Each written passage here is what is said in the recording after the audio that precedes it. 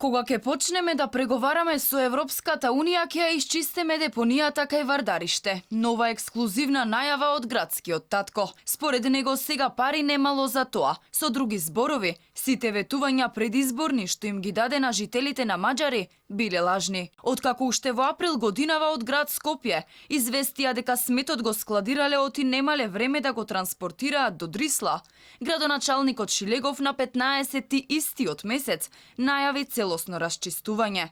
Но наместо тоа, камиони на комуналец самите ја полнеа депонијата. Потоа, соочен со новинарите, Шилегов одеднаш не ја сметаше за депонија, туку и даде ново име – претоварна станица. Депонија или станица, таа ги гуши скопјани, кои дури и ги тужеа надлежните. Кога ќе ги почнеме преговорите за Европска унија, ќе се отворат и фондовите и тогаш многу поедноставно и ние како град и Министерството за животна средина како централна институција ќе работиме на овој проблем што според мене е еден од во моментот главните еколошки проблеми што го има нашиот град.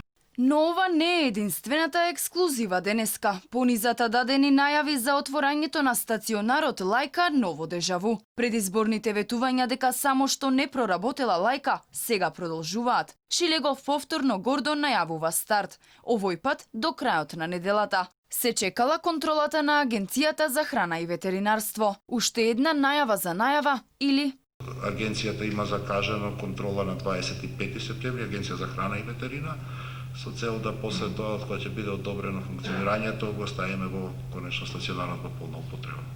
Во меѓувреме скитниците се множат, но и зли луѓе кои ги убиваат брутално. Депонијата цути, а луѓето се трујат. За решенија изгледа ќе почекаме, ама и за чистата зелена престолнина на Шилегов.